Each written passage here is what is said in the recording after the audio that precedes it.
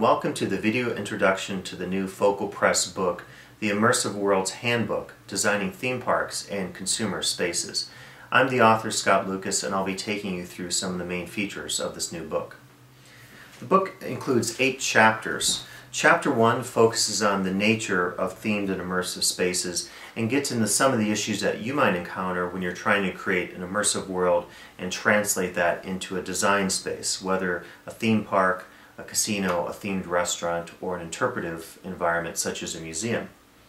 Chapter 2 focuses a little more specifically on designing effective, immersive, and creative spaces and gets into the issue of the meaning behind your space, some of the inspirations behind it, and also something that I call a design story, which is a way of thinking about storytelling in a 3-dimensional space that includes architecture, interior decor, interior design, and other forms of material culture. Chapter 3 focuses on atmosphere, mood, and effective spaces, and talks about some of the main principles of design, including theming, and how you can use these to create a space that really does have an effective atmosphere, creates certain moods or associations with the guests that visit your space. Chapter 4 is an especially important one that focuses on authenticity, believability, and realism within your design space. We'll talk about how you can make an authentic space, basically to take your space beyond pure facade or fabrication and make it something that all guests will truly appreciate.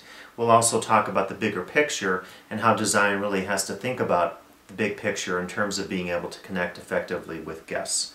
Chapter 5 then does focus on the guest experience and the idea of immersion. And specifically, we'll focus on some ways that you can target your design in a number of strategic principles and ways such that the guests will more effectively connect with that space.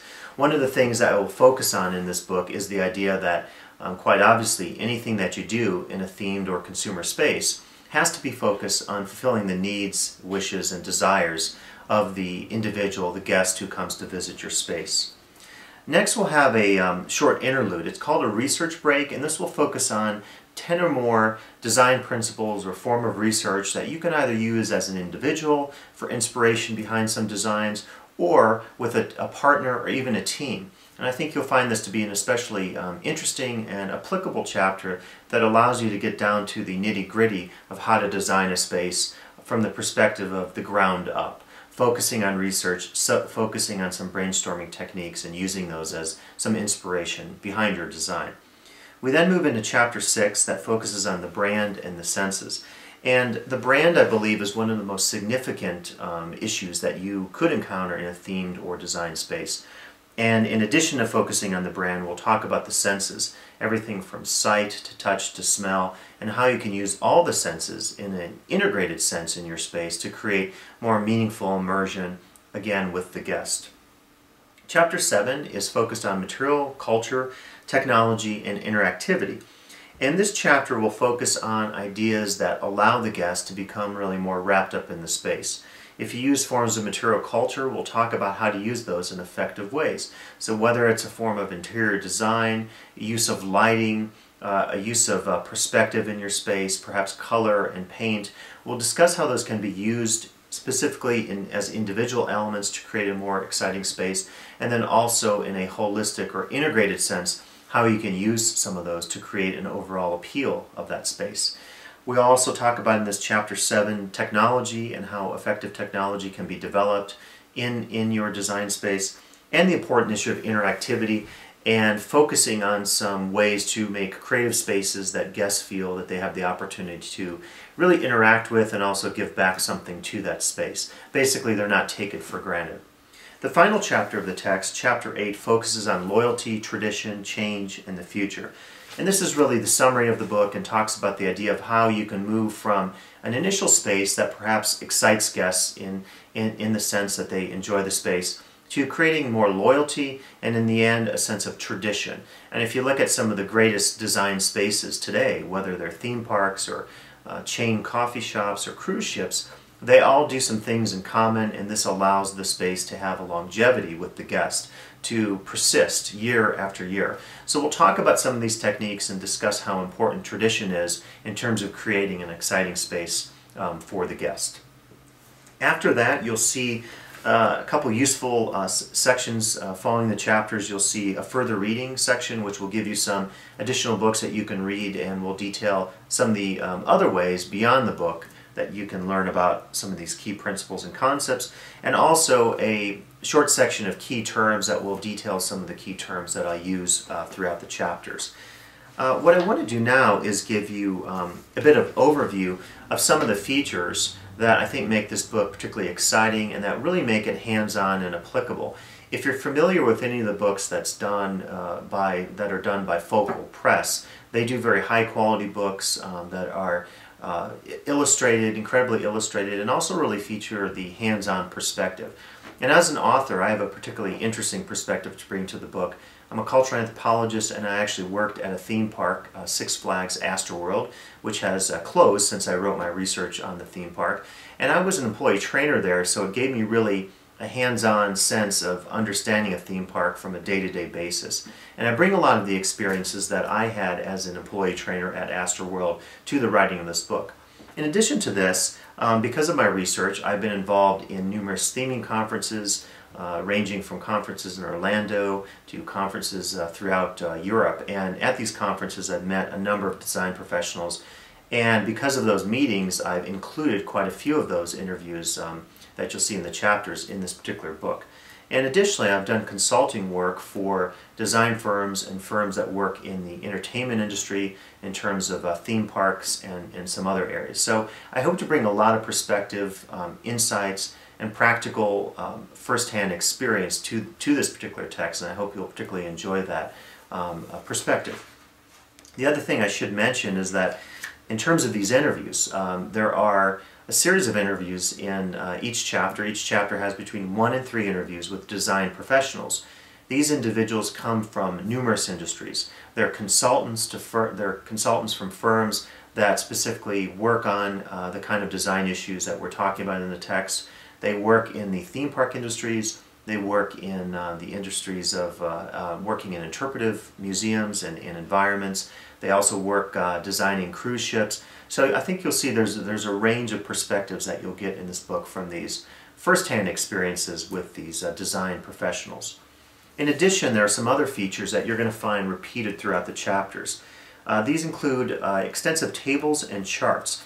And tables, I think, should be thought of as a way of really framing the idea that I'm talking about in each chapter. And one of the things, hopefully, you can take a sticky note or two, mark some of these and come back to them as a source of inspiration. For example, one of these tables in chapter 1 is looking at the components of a world. And this is really meant as a brainstorming device to talk about things like, what does the place look like? What is your world? What's the foundation of your world? What's it going to be? What kind of beings, creatures, humans, non-human creatures are going to inhabit this place? What kind of language is spoken by these creatures or individuals? What kind of culture do they have? What shapes are their buildings? And some of the issues that you get into from a ground level when you talk about building up that immersive world. And then we'll discuss how you translate that immersive world, those components, into an actual space, whether that's a casino, a theme park attraction, and so forth. So that's one example of a table or chart from chapter 1. In chapter 4, I have a pretty interesting chart that is called Culture and the Believable. And this deals with a series of insights from culture that we can apply to a design space. For example, we might talk about symbols and how we can effectively use symbols in a design space, the idea of allegory or storytelling, authenticity, to repeat the topic of chapter 4, the notion of consistency and how you can make your space more consistent, creating feeling and integration in the space, and focusing on some of the small stuff or the minute details. So I hope that you'll find these tables and charts that are interspersed throughout many of the chapters to really be useful foundations to think more successfully about some of your design work. There also is a feature I call the application. And the application is something that sort of challenges you to think about something in a very practical sense. So typically what happens here is you'll read a section of the chapter and then I say, okay, now try this on your own. For example, in chapter 1, I have an application about world building. So we just talked about that chart that discusses the components of a world. This will then ask you to sit down and take out a few sheets of paper and to begin to sketch out the main idea of your world.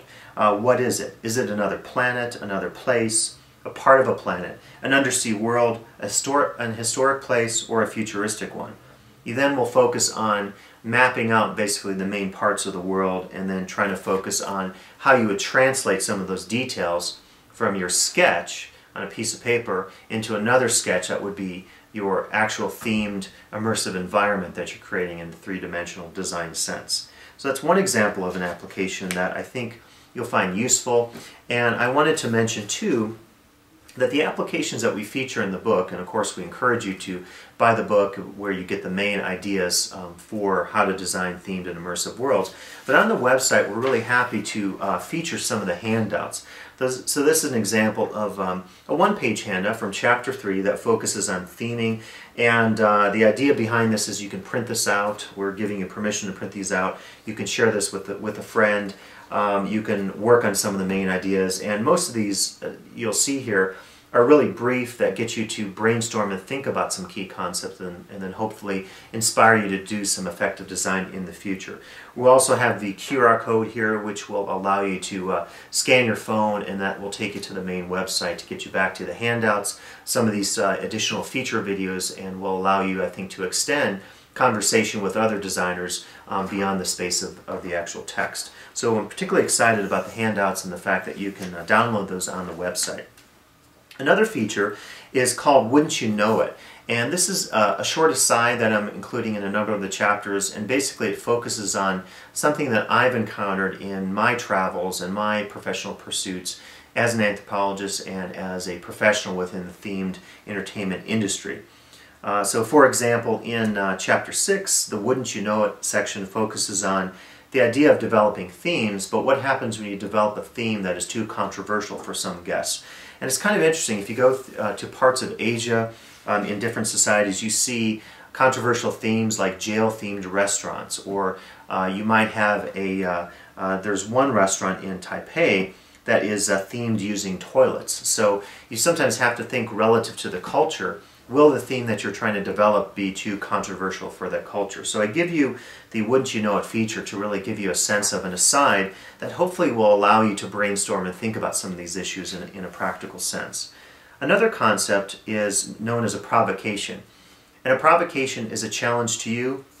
It's much like the application feature, but it's a little more focused and really challenges you with a problem or an issue that I think is particularly difficult. So for example, in Chapter 3 I have one that's called Concept Space.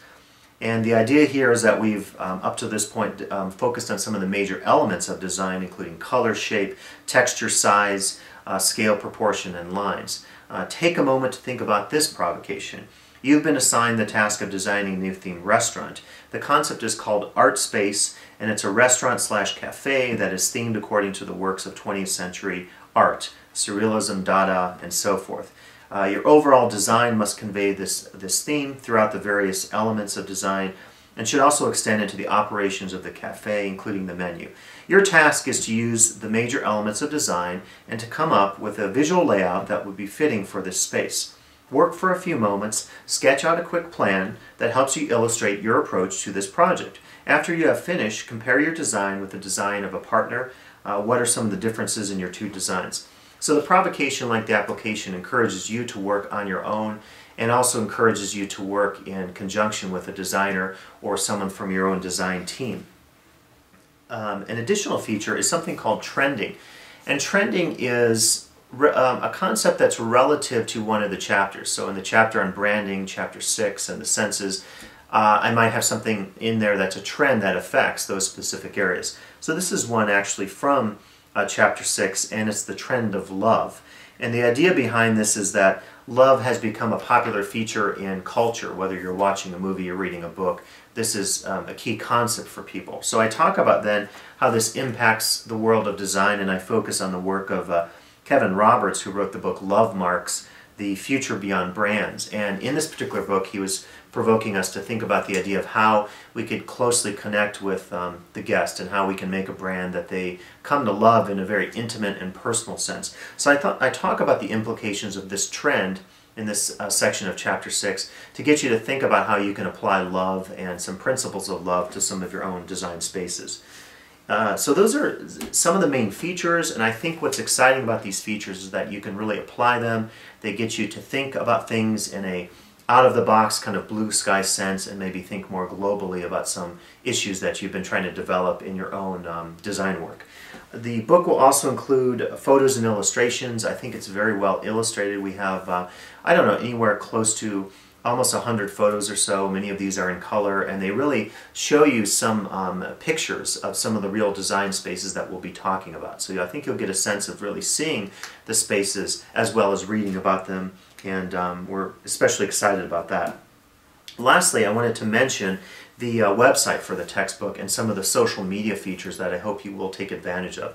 I mentioned earlier the handouts and the fact that you can download handouts from the website. And the website, if you're interested, is www.immersiveworldshandbook.com.